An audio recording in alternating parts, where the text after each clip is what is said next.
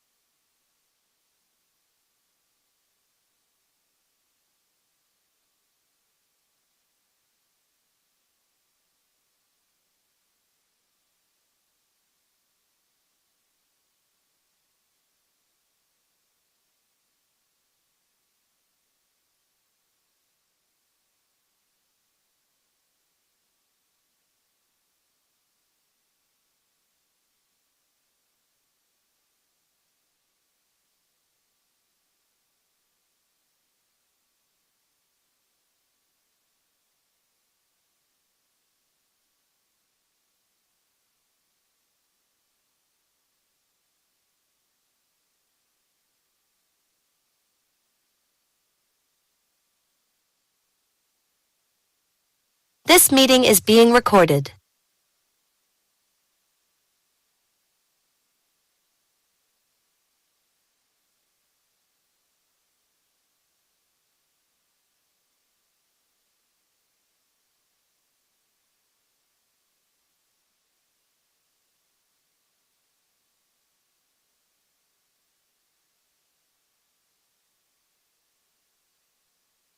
They're changing it. Allison, can you hear me? Yes. Perfect, thank you.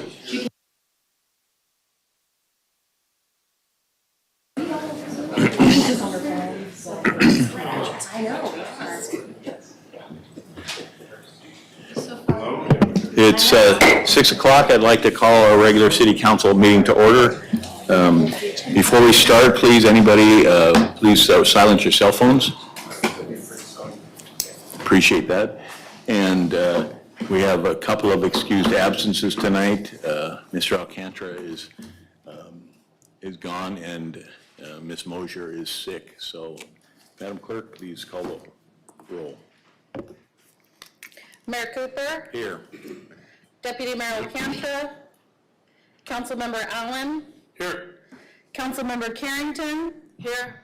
Councilmember Collins, here. Councilmember Graham, here. And Councilmember Mosher. We have a quorum. Thank you. Pledge allegiance. David Cheatham, would you lead us in the pledge, please?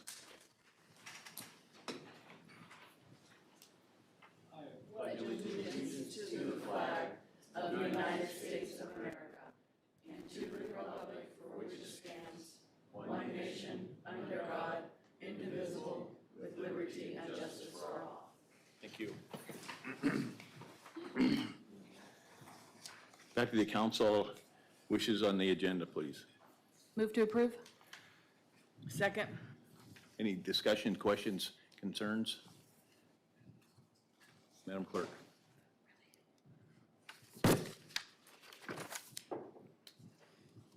Mayor Cooper, Yes. Councilmember Allen, Yes. Councilmember Carrington, Yes. Councilmember Collins, Yes. Councilmember Graham. Yes. It is unanimous and approved. Thank you. Moving on, we now have the Matsu Valley Planning for Transportation update. Ms. Kim.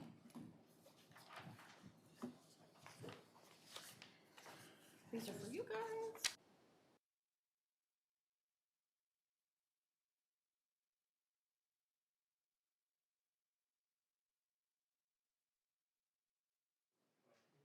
Great. Am I on? Mic's hot. All right. Well, thank you for having me tonight. I see you're getting packet materials just passed out. My name's Kim Solian. I'm the Executive Director of Matsu Valley Planning for Transportation, and I'm here tonight to give you an update on our Metropolitan Transportation Plan, which is our long-range plan that we're required to complete, and then also give you an update on our Transportation Improvement Program, which is our TIP, which is a short-term funding plan for projects that the City of Palmer, the Borough, and the City of Wasilla have applied for. And I just want to give you a heads up about next steps in our process. Next slide. So as a reminder, if you have a clicker, I can do it if you want me to. Excellent. Partnership. We will do this in partnership. So for those of you who might not be familiar with our organization, we're relatively new. We're designated as a metropolitan planning organization. The formation of our organization was required after the 2020 census was certified, and a portion of the greater core area was determined to have a population of 50,000 people or more. And once a region hits that threshold, and defines an urbanized area, the formation of an MPO is required. And basically the focus of our organization is to collaboratively plan for transportation infrastructure with the regional governments that are within that urbanized area. So we formally stood up our organization in February 2024.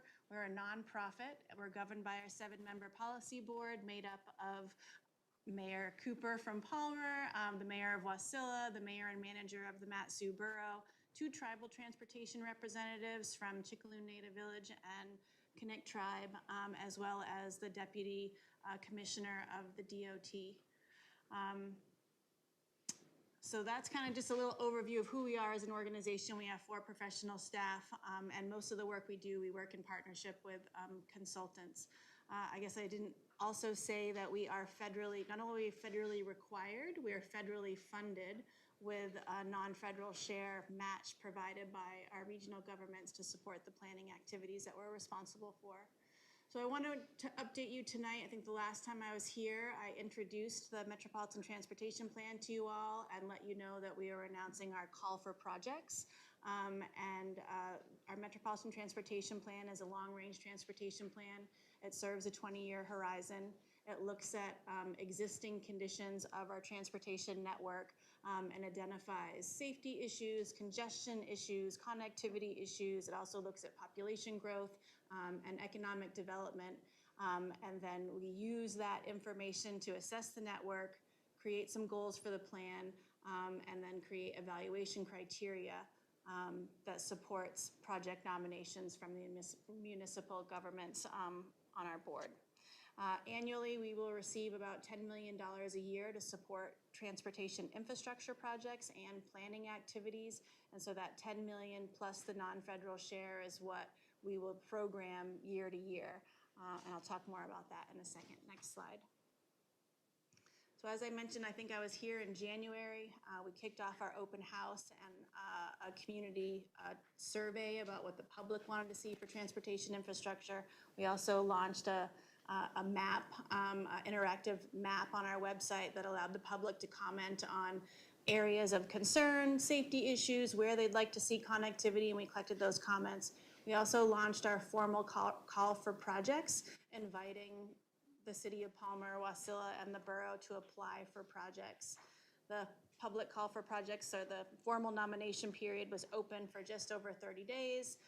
We received about 87 project nominations from the borough and the cities, plus another 50 or so projects from the DOT. So their projects, we're responsible for all of the projects that may happen within the urbanized area, but we didn't score and evaluate the DOT projects. We just had conversations with them about the need and moved those projects forward. So of the 87 projects that were nominated by the cities and the borough, I think 74 projects moved forward. Once they were evaluated for funding eligibility, then they were scored based on evaluation criteria related to the goals and objectives in our MTP and the existing conditions report that we identified. And where we are now is we have broken our projects up into a fiscally constrained list, documenting what we can pay for over that 25-year horizon, assuming we will get $10 million a year over the next 25 years. We're about to finalize the plan document, the MTP, and release it for public comment. And I will talk more about that in a second. We are hoping to complete the Metropolitan Transportation Plan document by December 2026. If we do not meet that goal, no federal transportation funding can be spent in our urban area until we do. So that would bring all projects that the DOT is working on and any of the projects that the borough or city is hoping to get funding for to a halt until we finish. So as a staff and our consultant team are running towards the finish line to make sure we don't miss that goal. Next slide. As I mentioned before, each of the projects were evaluated based on 7 different criteria, looking at creating connectivity between where people live and where they work, looking at safety issues, system of good repair, looking at pavement preservation or gravel to black issues, expanding the multimodal network, and if there was public support for any of the projects that were nominated, projects got an extra point for that. So one of the requirements, as I mentioned before, when we get this project list of 74 projects, we have to break them up into a timeline, basically of funding buckets, because we can't program more projects in our MTP than we will receive funding for. So the projects, I think I gave you in your packet, there's a list of all the projects that were applied for. The city of Palmer's are shaded in green. The short-term project range is a 4-year window, and that corresponds with our transportation improvement program, which I'll talk about it in a second. The medium range is a 10-year window, and the long range is another 10-year window. We will update our MTP every 5 years because we know we are making projections into the future about what we think is going to happen, where we think the population is going to grow, where the needs are going to be, and that doesn't always work out. So we will update this plan every 5 years, but those projects likely will stay unless the local jurisdictions ask them to be removed, and so we'll be adding projects over time. There is an illustrative project list associated with the full project list, and that is projects that were applied for, were valid, but didn't meet the initial prioritization and ranking based on what we have for available funding. Next slide. So this list here in your packet kind of identifies by name all of the projects that were applied for. As I mentioned before, the city of Palmer's applied for 4 projects. They are shaded in green, and you can see them referenced in the short-term list. The white projects are projects the Mat-Su Borough applied for, and the orange projects are what the city of Wasilla applied for. The corresponding numbers with each of these projects are associated with the score they received once we evaluated each project based on that 7-point criteria that I mentioned before. Next slide. So now that our MTP, the plan document is almost written, completed, we're going to give it to our technical committee for a review next week. And we have the finalized MTP project list. We're ready to build our TIP. So another requirement that the Federal Highway Administration put on us is that every project that we think we might want to fund over the next 25 years has to show up in the MTP, and then what's actually going to get funding in the short term has to be documented in the TIP. So the TIP is a 4-year funding window. We update it annually because we're also tracking fiscal constraint in the TIP. So in the project list that I gave you, you'll see planning level cost estimates for each project, plus the projected match that the local governments will need to provide. Once we go to official scope, schedule, and estimate with DOT, they will work with the City of Palmer to make sure the project description is exactly what you want to see happen. Then they'll go through and do another level of project cost, and then that's when the final match amount will be developed. So again, the MTP is vision and priorities, the TIP is funded projects and what we're moving forward over the 4-year horizon. And I think that's all I'll say for that slide. You can switch to the next one. Again, our MTP project list has been finalized. We are starting to develop our TIP. We hope to release the draft MTP document as a whole in October for a 30-day public review, to release our TIP for a 30-day public review in November, and pass both or approve both documents in December, and be prepared to start receiving funding for projects right away. I will say that we were required to form as an organization starting in 2024. That's when we started receiving funding. So our first TIP, we'll have an additional $20 or so million to play with because we haven't spent any yet. We did allocate some of our funding early on to projects already listed in the state DOT STIP, and so that's not why you won't see the full amount from inception until our TIP starts. Next slide. So my ask tonight is that in order for us to feel comfortable programming our TIP, we need assurances from the Palmer City Council that the projects that the city applied for are your priority projects. So we need a resolution that lists those projects, identifying them as priorities. And then generally, we need a commitment from you to pay the non-federal share for those projects. In the case of Palmer, I believe all the projects that you nominated are moving forward and will be funded. For the city of Wasilla and the Mat-Su Borough, because the project list for the TIP has to be fiscally constrained, they may pass a resolution that has other projects in the list that are outside the short-term time ban. But I don't think that will be the case for you all because you applied for 4 projects and they're all being programmed, assuming you want them to go forward in the TIP.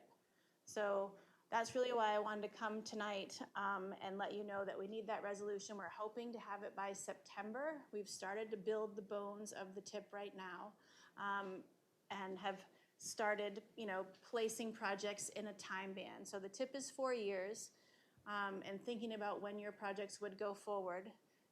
A project will have a start year and a construction year. It's possible that a construction year would happen outside the TIP time ban. I don't think that will be the case with Palmer unless you decided that you didn't have the match to cover for a particular project. You can ask us to program a start year in 28 and a construction year in 31 if you need extra time to pull the funding together to cover that non-federal share. Next slide. I think that is all I have for a formal presentation. I do want to encourage you, if you have specific questions about the projects that were applied for from the City of Palmer, to work with Mayor Cooper and Jude Villafur, your Public Works Director, I'm sure, and Manager Zirkle, and not, I could probably answer general questions about your projects, but really your staff have most information about why those projects were moved forward at this time. One other thing I forgot to mention is that in the project list, there is a reference to an improvement program. An improvement program is like a pavement preservation program. It's not a full reconstruction project. City of Palmer does have 4 projects in our improvement program that are going forward. We also need those referenced in your resolution and the commitment to pay the match on those if you want them to proceed at this time. If you don't, certainly reach out and have Manager Zirkle reach out to me and talk with me about time constraints if you have questions about that. But I apologize for forgetting. But in this project list that I gave you in your packet, in the back, there's a table that lists all the pavement preservation projects that were applied for in 2024. And they're just going forward now.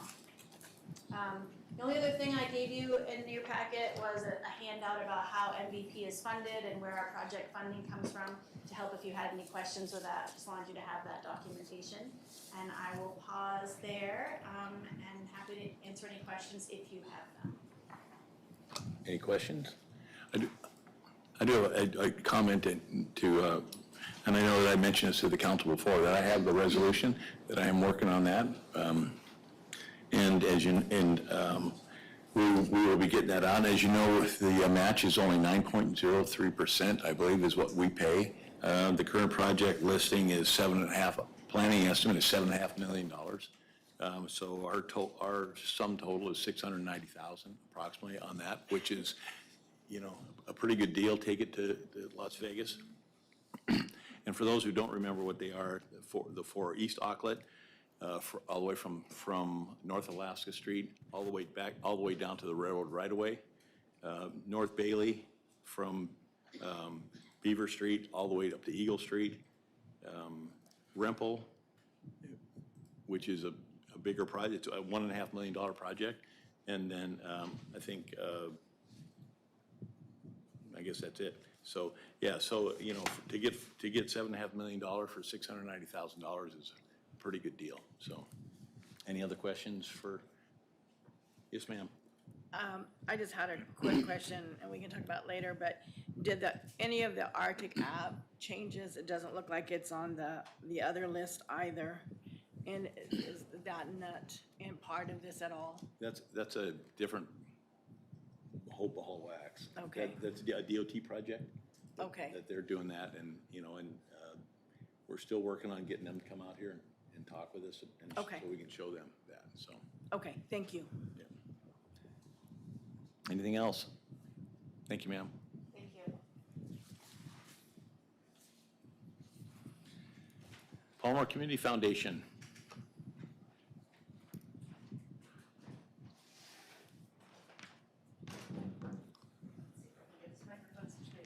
Yeah. Unless you sit down really low, I guess. Yeah.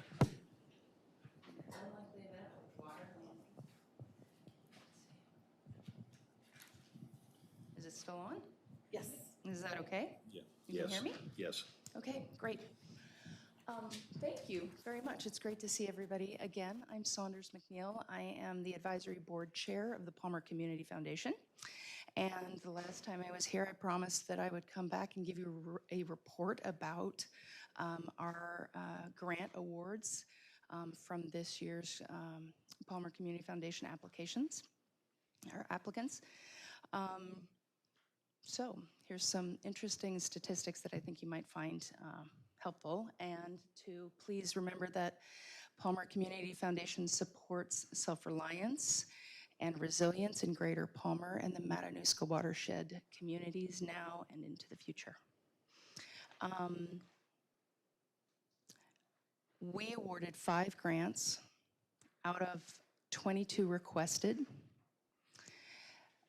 Those 5 grants support community development, health and wellness, youth services, arts and culture, outdoors and recreation, and food security.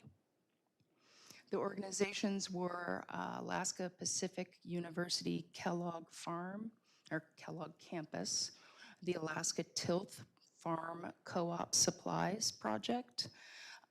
That project will underwrite the purchase of shared equipment to be used by local farmers to prepare and get their food products to the local market. They were awarded $9,825. What was very exciting for us this year was the Alaska Community Foundation has a fund called Nourishing Communities, and they offered us an additional $10,000 in a 2-to-1 match in order to leverage and provide additional funds to applicants.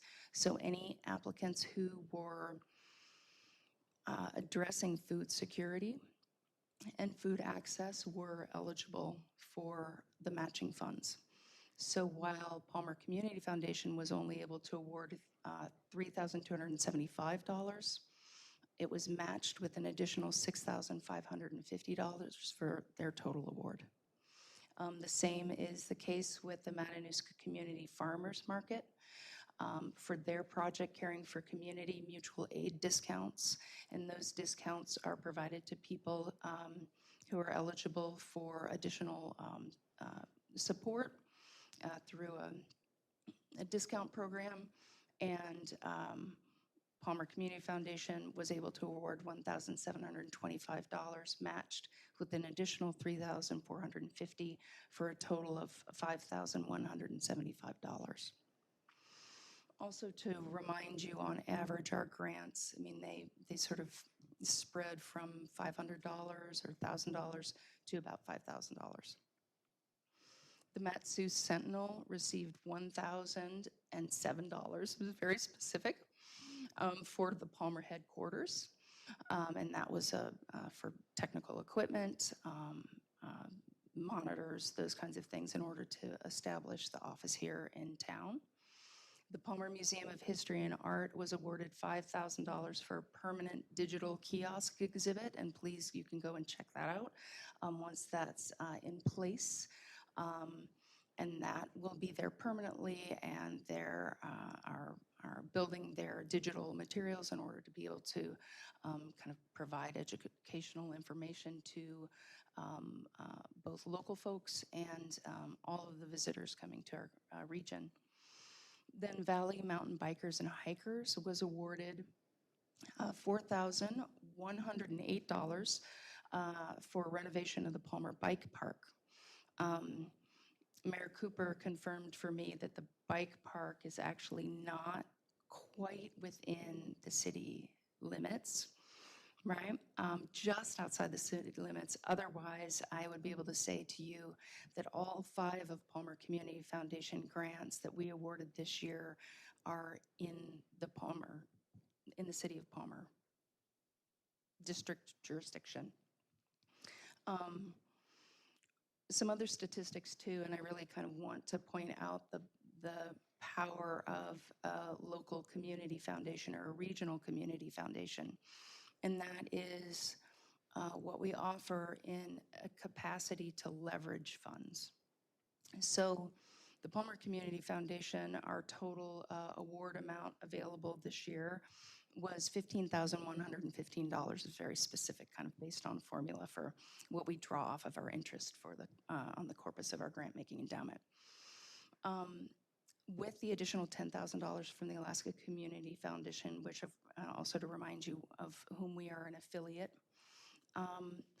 we went from being able to respond or provide 16.3% of the total ask to 27% of the total ask, which is significant. So that's really kind of in a nutshell what I wanted to come and share back to all of you about. We are really excited to also report that we're only $8,000 away from hitting $1 million threshold in combined assets between our grant-making endowment and our operating endowment. So we are tiny but mighty, and I'm really excited to fill you guys in on that. Also, we want to extend an invitation for the Palmer Community Foundation Community Celebration, Thursday, September 24th at the Palmer Depot. Starts at 5:30. Music, food, community gathering. It's an opportunity for us to highlight our grant awardees from this year. Also give everybody updates about sort of where we're heading, what our goals are, and just a chance for to be able to host a family-friendly, lovely gathering. And I hope that you spread the word to everyone about that. It's free, it's open to the public. And I think that's the extent of the report for now. Any questions? Saunders, could you, since our existence at PCF, do you have an idea of how many dollars that we have given in and around the community? I love that you asked the question because I think I just pulled it. I think it's about 160,000. It might be more than that. But it's roughly that. Since our inception of when we started giving grants in 2018. Yeah. So in an 8-year span. And, you know, the goal with our grant-making endowment in particular is the more that it grows, the more we can build the corpus of that endowment, then it generates interest, and the more that we can churn back into our service region. Yeah, because you only pay grant the monies that you've earned on the interest. Absolutely. So the corpus of both of our endowments is protected. And really, at this point, we're incredibly careful and conservative about how much of a percentage of interest that we pull. And we determine that in partnership with the Alaska Community Foundation. I think this year it was a 3.5%, something like that, of the total from the grant making. Thank you. Yep. Anybody else? So September 24th, What? 5:30. 5:30, Depot. Thank you. Thank you. So number 3 is listed Parks and Rec Committee. They are not here to give any kind of report, so we'll move on. So it's a proclamation honoring the U.S. Coast Guard birthday. I don't know if there's anybody else in the audience that is a member of the Coast Guard. I can say that between my father, my son, and I, we have 87 years of service in the Coast Guard.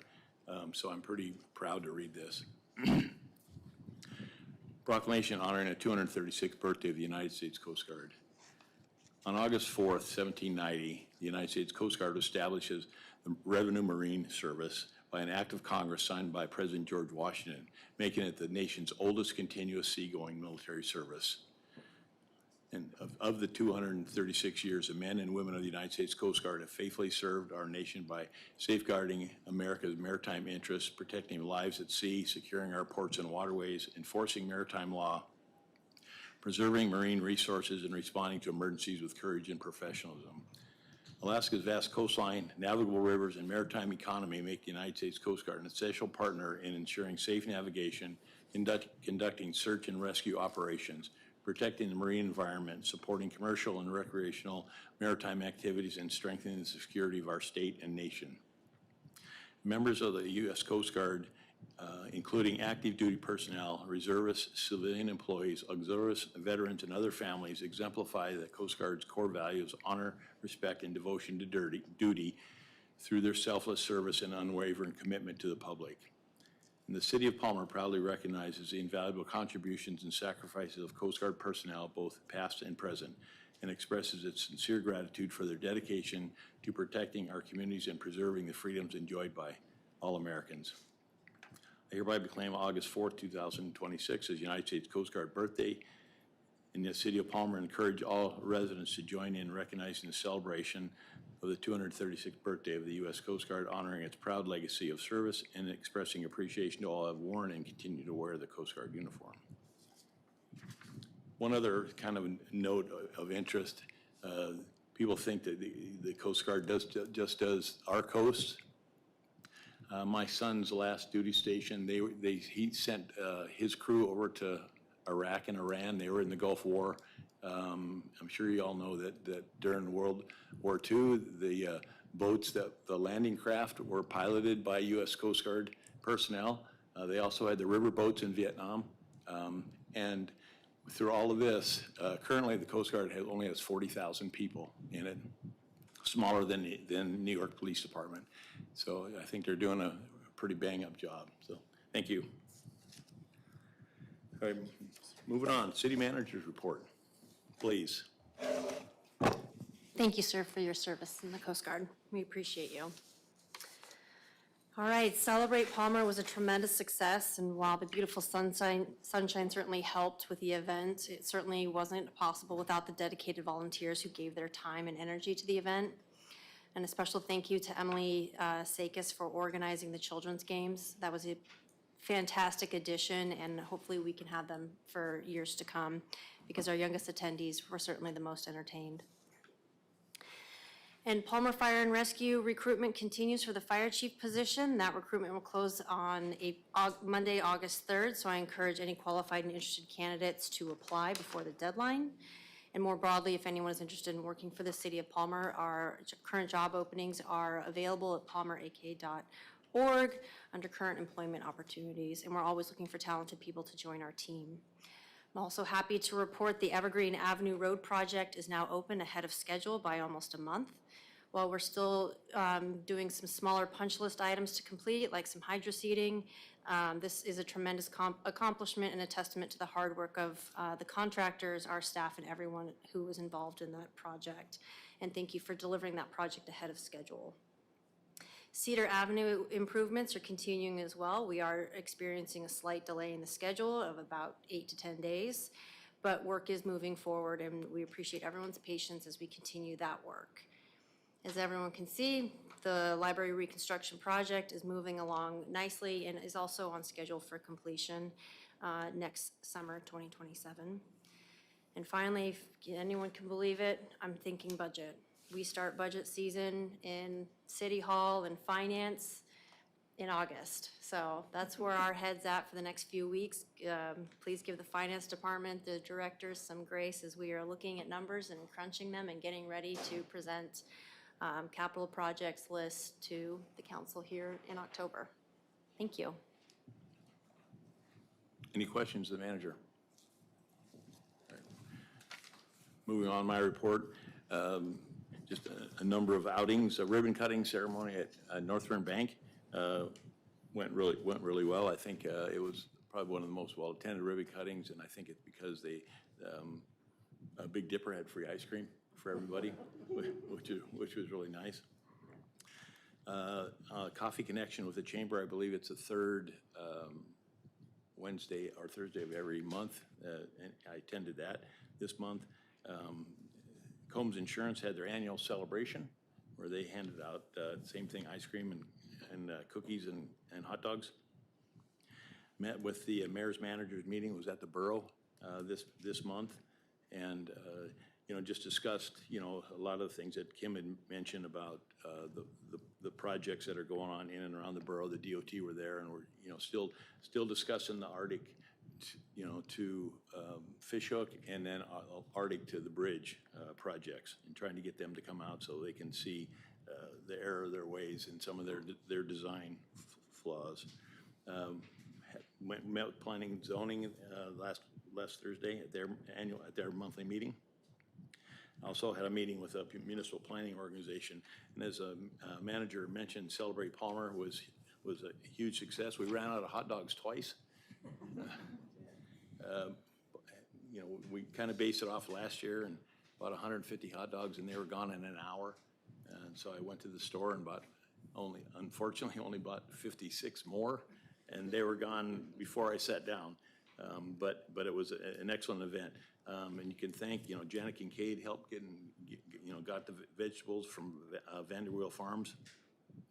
And I want to thank particularly Sherry Carrington for coming with her two friends. She got Carly and Laura to come out and help cut vegetables, which was a big task.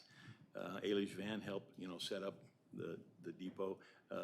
Steve Carrington, he cooked hot dogs along with Bruce and Penny Mosier that were there. The Kids Zone, it was Tide and Tundra, Valley Party Factory, Blissful Mascot, Roaming Playroom, and Calliope Face Painting. And they brought just an amazing number of people there. Of course, the weather was absolutely gorgeous, so that was nice.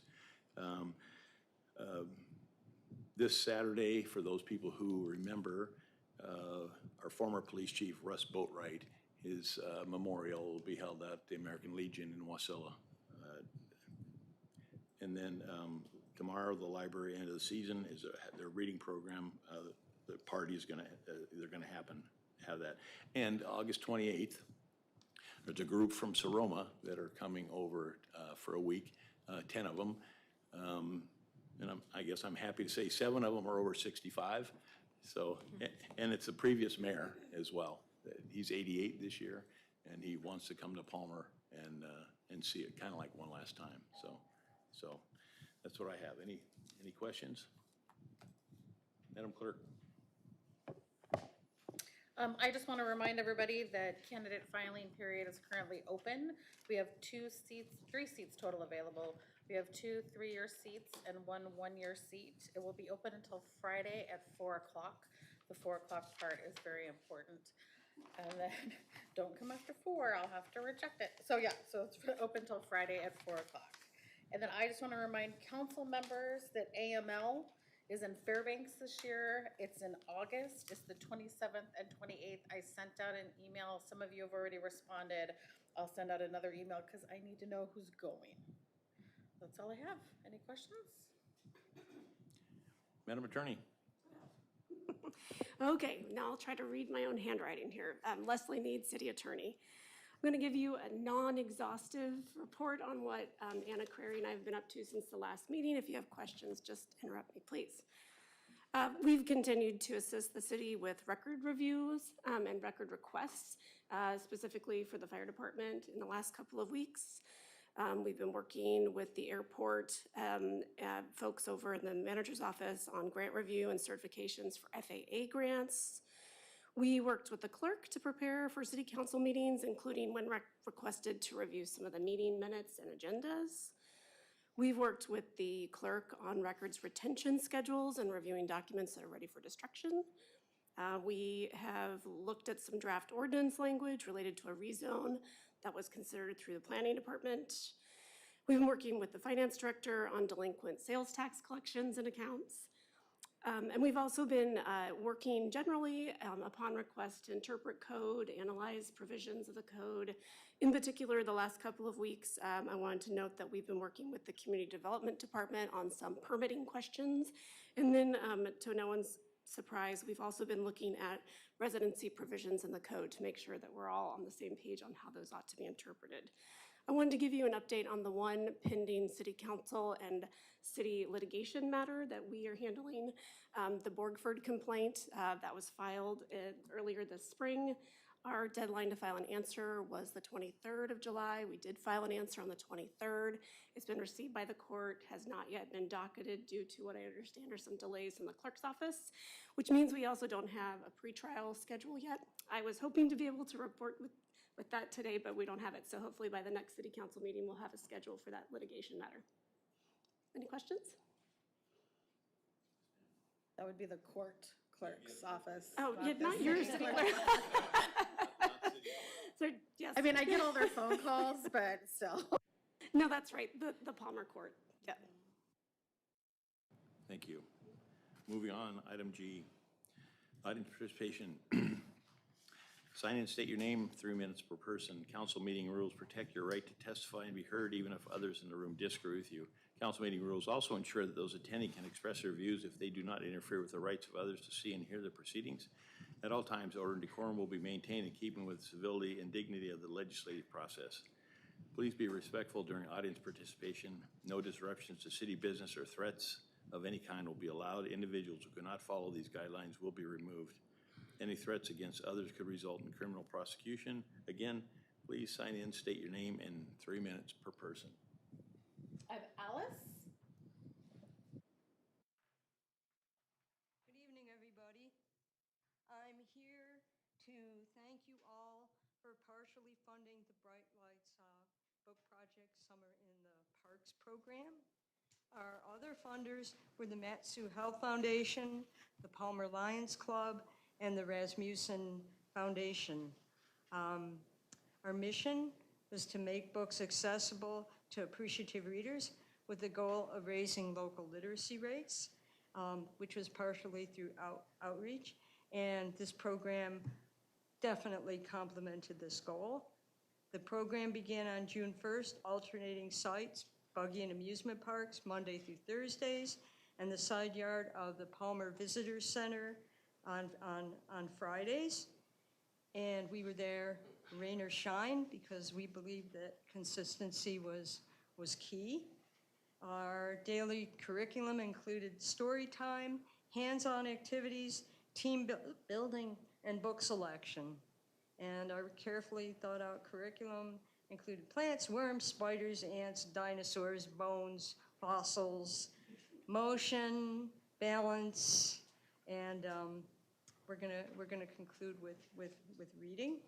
Our partner Kids Cupboard provided us with lunches. They were a real job, particularly on the rainy days. The number of children was 2 to 17 every day. The low number was when it was raining. The high number was today when we had a special train event. That was 17. Buggy was the most successful of parks because it's a neighborhood park. We had several kids that were returnees every day. This park is a real gem. If you go there, when we're there, there are readers everywhere. They're on the benches, they're in the little library, they're parents reading to one another. It's a real joy. While there, a need made itself apparent, and I will mention this, Amy Bouchot said at the Mat-Su Sentinel, Alice, don't take on another project, but I feel like I might have to.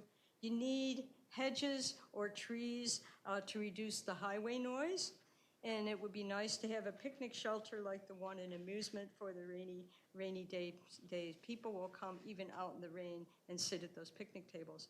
But again, I reiterate, thank you all very much for what turned out to be a very successful venture, and perhaps we'll do it again in the future. John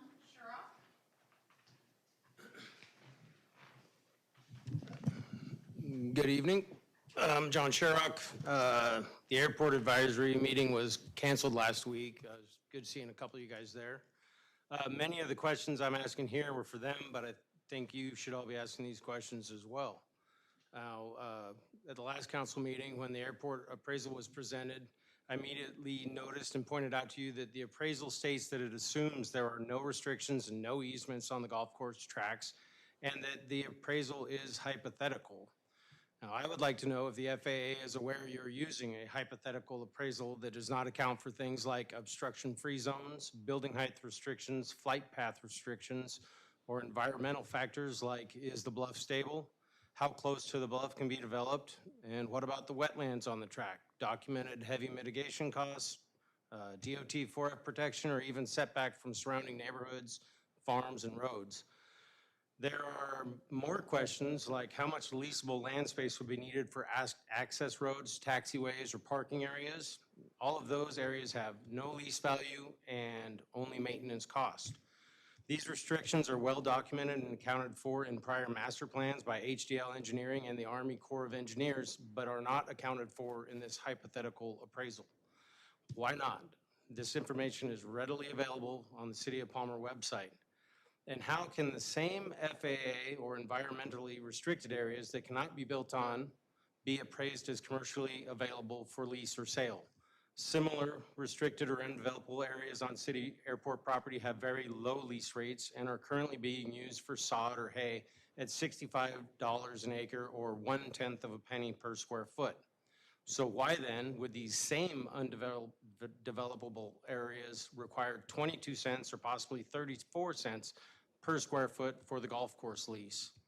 I would also question how the large airport tracks are comparable to the small commercial lots used in the appraisal that have none of the same restrictions and already have infrastructure in place.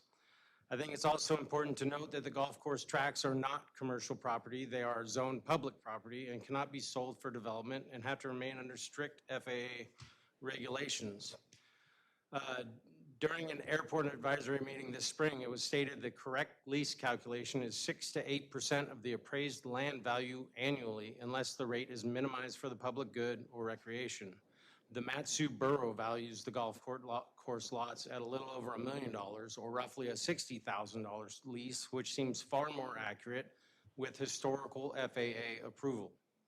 I believe the numbers in this appraisal are very far off without the aspects and requirements being accounted for. And I believe that the FAA would agree.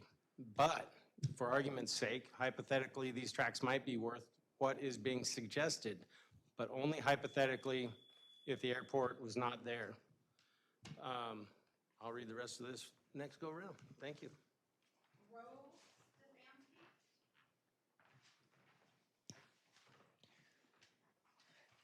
Hi there. My name is Rose Stefanski. Before I speak about the Palmer Golf Course, I do want to thank the council for listening to my dad, Joel Stefanski. He's very passionate about this issue. He cares deeply about the course and wants to see it remain a valuable asset for the community for many years to come, as I do. And for me, although I do not live currently in Alaska, I have followed every council meeting since November because I care about this place. I grew up on the Palmer Golf Course. Just last night, I watched kids at the driving range learning the game with their parents despite the strong wind. People are out there, which is great. That was me when I was a kid, and that's exactly how this green space should be used. Palmer needs places that bring people together, not airport-related industrial development, such as hangars, tie-downs, and float ponds. In fact, one reason I left the valley was the limited recreational opportunities, and losing another community asset certainly doesn't encourage me to move back as much as my parents don't want to hear that. I will acknowledge that the condition of the golf course has improved significantly over the past months, and I'm very happy to see it. When I played at the end of June, the course was in rough shape and not worth the cost. Since then, favorable weather and the hard work of the grounds crew, particularly your current co-superintendents, Mark DeLessie and Mark Troutman, who replaced your initial hire after he quit after 2 weeks on the job, have helped the greens recover from the damage caused by the irrigation issues and the premature tarp removal.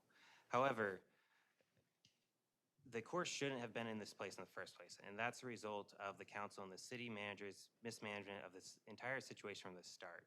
I'm not sure if it's corruption, collusion, or incompetency that is going on here, but I'd like to think it's mostly incompetency mixed in with a little bit of corruption or backdoor dealings. Throughout these council meetings, many members of the community have repeatedly warned that removing George and changing course management would have negative consequences on the golf course in the city. We've now seen many of these concerns play out. Community members have also consistently had to correct the record for this council on issues such as the liquor license, FAA release of obligation requirements, and the recent land appraisal. While I appreciate recent efforts to create the golf course committee, the actions feel more symbolic than substantive. The proposed golf course committee may invite a forum for input, but it has no real authority to implement changes. The community has been offering ideas and recommendations for over a year, yet those recommendations have often been ignored. We also saw that with rate increases that went against George's initial recommendations and ultimately have contributed to lower participation rounds on the golf course. At the end of the day, I am disappointed with how this situation has been handled and with the lack of meaningful progress towards restoring trust with the community. Many people who care deeply about Palmer Golf Course have been asked to be patient, but actions speak louder than words, and so far your actions have given little reason for optimism about what comes next. Thank you.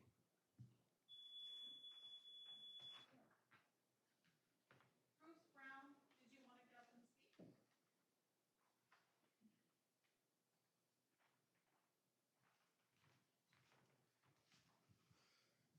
Good evening, Mr. Mayor, administrators, and council members.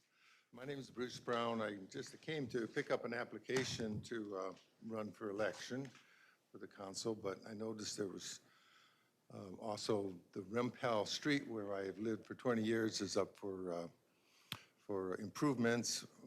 The neighbors have petitioned and talked about this since I moved there 20 years ago, and they always, it seemed like the money was not available, so I'm very happy that the council has found money to improve the street. And I did notice that there was another opportunity for public review of the program. I think some of my neighbors would be interested in reviewing them, especially things like where the streetlights go. Not across the street from my house, please. But there's little things like that. We are also at the end of the street going toward the Palmer Airport, and that public use land that's not developed is important for the neighborhood. I know we all use it as for walking, and we'd hate to see any fencing or anything to block the neighborhood from using that tract. So thank you for your consideration, and have a good evening.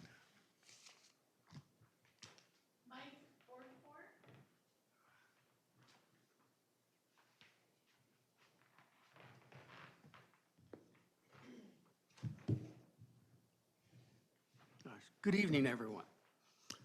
My question tonight is about residency. Oh, I think you just did. Mike Borgford. And I live at 315 East Dolphin Avenue here in Palmer. I needed to ask, is Councilwoman Collins still with us? She's still there. Okay. Because my question is directed specifically to Allison. Allison, could you confirm to everyone that I live right across the street from you? There seems to be a question as to whether I am actually a resident of Palmer, and have been for many, many years. At 315 for the last 7 years, and before that for 41 years. So hopefully Allison can clear that up for the misinformation that folks received. Thank you. And it's a lot better than dragging Brad down here, who's my next door neighbor.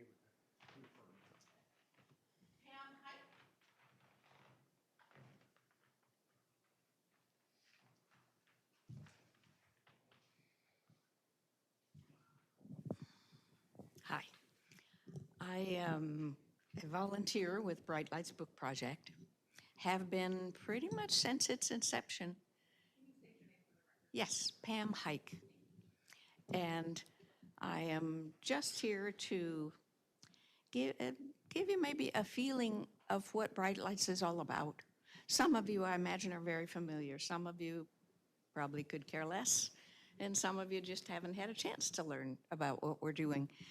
What we're doing is amazing. We collect books from all kinds of sources, school districts when they're done with them, libraries when they don't need them anymore, individuals, folks that have passed away and their kids don't know what to do with their 40,000 books, you know, they give them to us. And we get them back out there. Many of you, I'm sure, know that we've got over 40 bookcases in and around the valley that are with free books. And the small things that we've been able to do with literacy and literacy projects, now we're working together with a marvelous literacy program. They're sharing our warehouse space, and that's wonderful because it's all to promote a better world and a better Palmer. And this little activity, many of you probably have seen these around town, this summertime thing just came about because we had done a particular thing in one of the parks and it worked well, and we thought, it's a great way to get kids reading and entertain them. And so it's just been marvelous. But I understand, distributed about 70,000 books just in the last year, which begins to give you an idea of what it's all about, because it is making a difference. I'm sure some of you know that. Just wanted to encourage you as best you can to support this kind of thing, these activities. It's obviously not just for kids. There are plenty of adults out there who maybe read a book when they were in school. And there's just such a potential to be able to develop it. If you have an idea of something else we could do that we're not doing, please let us know. We're always open to volunteers. In fact, it's pretty much done by volunteers. We had an employee for a few months, and now that employee has gotten a better job somewhere, so we're still there, still working at it, and developing as many volunteers as we can. There's so many different things you can do.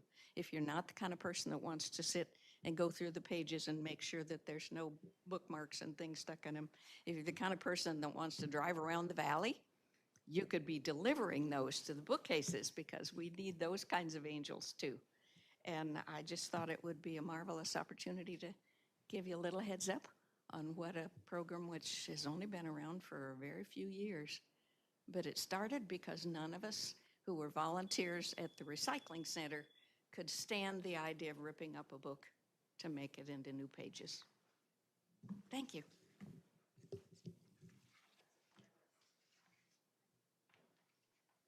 All right, that's all the people that have signed up. So move on to public hearings.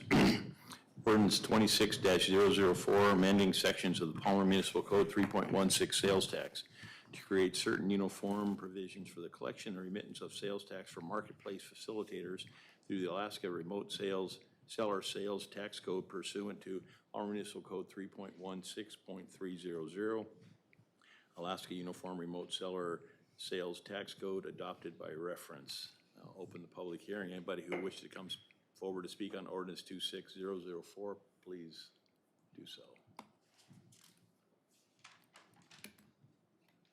Seeing no one, we'll close the public hearing and bring it back to the council. What's the wishes of the council? What I would like to do, go ahead, I'm sorry. I'd like to bring Gina up forward, if that's all right, to explain what this is, please. Before we, sorry.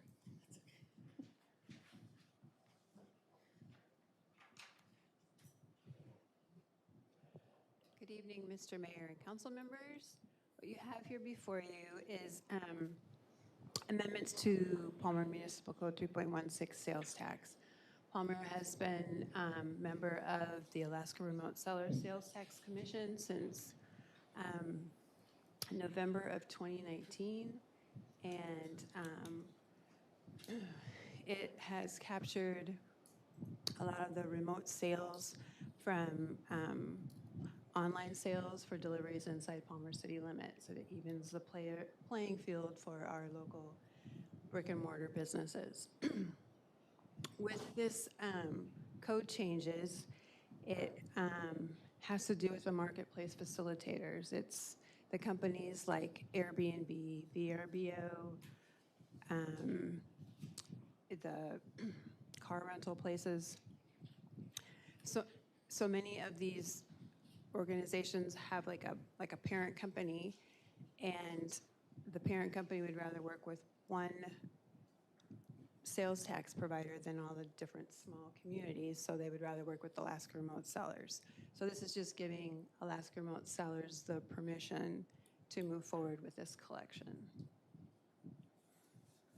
And who are the Alaska Remote Sellers? And if they collect the money, how do we get it? The Alaska Remote Seller Sales Tax Commission is made up of board members that are attorneys and finance directors for different communities within the state of Alaska. And AML, Alaska Municipal League, actually runs the sales tax collection. And we get monthly reports of the sales tax that they have collected. There's a little delay from when they get collected to when we get the money, and then less the fees that are involved with the collection. Thank you. Yes, ma'am. Just a quick question. Does this also include like DoorDash and those type of sellers as well? Correct, it will. Awesome, thank you. Yes, sir. Do you have a sort of projection on what increase in revenue we can expect from sort of the streamlining of the tax collection? Ballpark, no, I don't. Right now, the Alaska Remote Sellers, we're getting over $1 million annually from the Alaska Remote Sellers. I'd say we might be getting it, but this might increase an additional $250,000, perhaps. Great, thank you. Any other questions? Thank you, ma'am. Back to the council. Move to approve? Second. Thank you. Any other discussion, questions on this? Madam Clerk. Okay, that was moved by Councilmember Graham and seconded by Councilmember Allen. Mayor Cooper. Yes. Councilmember Allen. Yes. Councilmember Carrington. Yes. Councilmember Collins. Yes. Councilmember Graham. Yes. It is unanimous and approved. Thank you. Moving on to Resolution 26-020, a resolution of the Palmer City Council approving and adopting the amended Alaska Intergovernmental Remote Seller Sales Tax Agreement. So what this is doing is just, the first one is changing our code, and the second one now we're approving this. Wishes of the council. Move to approve? Second. Any questions? Yes, sir? No. Ma'am? Mayor Cooper. Yes. Councilmember Allen. Yes. Councilmember Carrington. Yes. Councilmember Collins. Yes. And Councilmember Graham. Yes. It is unanimous and approved. Thank you. Moving on, no action memoranda, no unfinished business, no new business. A record of items placed on the table is the items that were provided by the Municipal Planning Organization. Moving back to now audience participation. Again, sign in, state your name, 3 minutes per person. Council meeting rules protect your right to testify and be heard even if others in the room disagree with you. Council meeting rules also ensure that those attending can express their views if they do not interfere with the rights of others to see and hear the proceedings. At all times, order and decorum will be maintained in keeping with civility and dignity of the legislative process. Please be respectful during audience participation. No disruptions to city business or threats of any kind will be allowed. Individuals who cannot follow these guidelines will be removed. Any threats against others could result in criminal prosecution. Again, please sign in, state your name, and 3 minutes per person. I have the sign in, so if you just want to come forward and state your name. John Sherrock again, try and finish up what I had before. What I was gonna ask is that you please contact the FAA yourselves and ask them if that appraisal is the defensible appraisal that is required by the FAA and the RFP guidelines. Defensible being a key word. Based on all these uncertainties, the only path forward is to request an extension on the lease until the DOT 4F determination has been completed by HDL as outlined in the master plan consultation you approved 2 weeks ago. So please wait until HDL has concluded their determination before agreeing to any lease changes. Also, the FAA has already approved the current lease arrangement through the end of the year. So while we wait for that 4F determination, I still think an RFP should go out for running the golf course in the interdepartmental structure that had been working for the last 2 decades. That structure was FAA approved and successful for the golf course, the city, and the airport. I also think the city should hire more staff for the golf course. That would help keep the snack shack open, keep the grass mowed, and keep the doors open during advertised business hours, or closing the gates at night. Due to the lack of a starter or consistent marshaling, it appears that if you pay to play 9, you can golf the rest of the holes for free on your walk out. I'm fairly certain I could just go there and play without checking in and no one would even notice. Every other course has a starter, a marshal, or some sort of GPS tracking system in place to make sure you are where you should be for everyone's safety and everyone's overall golf experience. And Palmer really needs to get something back in place. The grounds crews have been working tirelessly to repair the greens, and they are looking really good. I'm really kind of pleased with their work. But it's time to protect their work, and I'm asking, please put the rope partitions back around the greens, get some signage around the greens that's been driven on and ruined, and even just put the simple signs back up that, keep your cart away or repair your ball mark, because I've already worn out a whole divot tool this summer, fixing ball marks on every single hole, trying to do my part. And, there's nothing. There's no sign. I think that would really help. And, I'm sure the grounds guys would appreciate it as well. So thank you. Anyone else?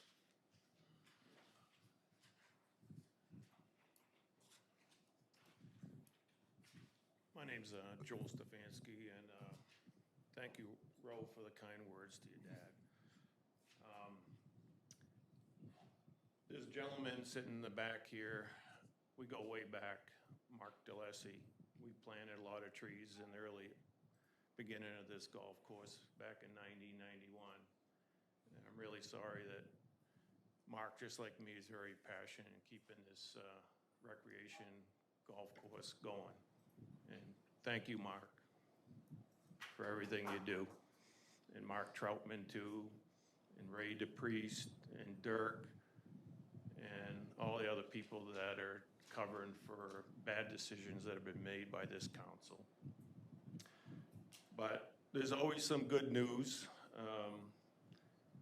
and I'm really excited about HDL engineering and some of the things that are required that's totally out of the, whatever the city council wants to do. And the phase one, social economic evaluation, community engagement, aviation activity forecast, airport inspection, aeronautical survey, all these things are gonna happen on phase one. And phase two, there's gonna be other things that are gonna be going on. The F4 section, which is a major, important part of that golf course staying where it is. And so it's really exciting. The one thing about HDL, in my past employment, they worked with us. And those people can't fudge any numbers. They can't cook any books. They're not political.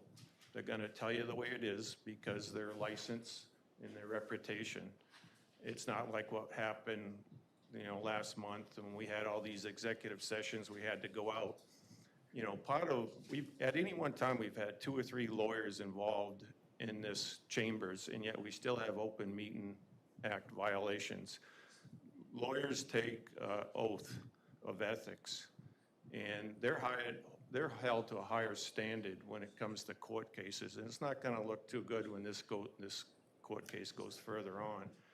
So I just want to do the comparison, and the HDL is held to a high standard, and they can't fudge things for political purposes. I'm very excited about this phase one, phase two. Really disappointed at Airport Advisory Commission. They've missed 2 out of the last 3 meetings.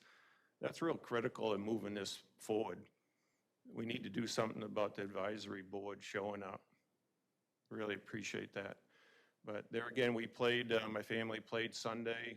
The course is looking good, Mark. Some of the greens are looking really nice, and appreciate what's going on out there. Thank you.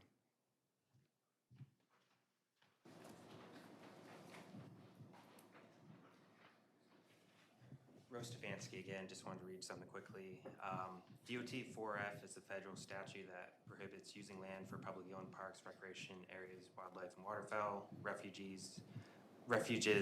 waterfowl refuges, or historic sites for transportation projects unless specific criteria are satisfied. Just wanted to make sure that was all in the record. So that's all. Thank you. Anyone else? Seeing no one, will close audience participation and bring it back to the council member comments. Mr. Allen. I would just say that I've also played golf at the Palmer Golf Course recently, and I'm very impressed with the improvements. I know weather has a huge factor, and unfortunately, this has been the rainiest July in history, and that has had a major impact on the golf course, of course. But I just want to acknowledge that there's a lot of people that have worked really hard to get the golf course up to speed, and that's very clear. I also want to acknowledge that there's a lot of people in the community that have just been very positive and trying to, do the best they can to improve the golf course and make sure it's an enjoyable place for the community to use. So some of those people are paid by the city, and some of those people are not. And I just, want to say that that's it's apparent that their efforts have not gone unnoticed, and that I appreciate their work. Thanks. Ms. Collins. No comments today, thank you. Ms. Carrington. I just appreciate everyone who came and spoke today. I appreciate everyone who helped with Celebrate Palmer on Friday. It was a great turnout, and the kids were having an absolute blast. And we were trying to wrap up at 6, and the kids are still in line to get their faces painted. And so it was just a really good day. The Vanderwilf farm came in and dropped off 4 boxes of vegetables. and I was really glad I had help. Or I'd still be there. And, but it was a great day, and we appreciate everyone who helped and everyone who came out and helped celebrate Palmer. Thank you. Ms. Graham? I don't have much to say tonight, other than to thank everybody for coming out on one of the few really, really nice evenings we've had, like in the last, I don't know, 60 days. And I'm glad to hear that Celebrate Palmer was such a great success. And I was thrilled to be able to drive down the fresh new Evergreen extension there and not get my teeth rattled out of my skull. That was really nice. And I just hope everybody has a good night. And just as a note, I will not be here on the 11th. So, thank you. And not by Zoom either? Sorry? And not by Zoom either? Not by Zoom. The middle school's having their open house, Oh, so that's I right. gotta That's right. gotta do the mom thing. Thank you. Yeah, to add on to the Celebrate Palmer, the fire truck showed up, and it was the active fire truck. So they had to park on the street just in case they got called. Unfortunately, they did not get called.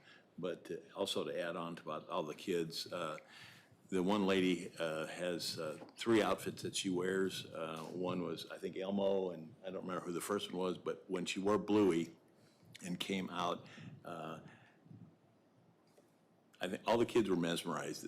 The next thing you know, she must have had 30 kids around her that wanted to get a hug from Bluey and just give high five and all that. There was probably a child that was maybe a year old that was actually crawling, and so Bluey got down on the ground and gave her a big hug. And so that was really amazing. So anyway, that's all I have. And at 7:12, we're adjourned.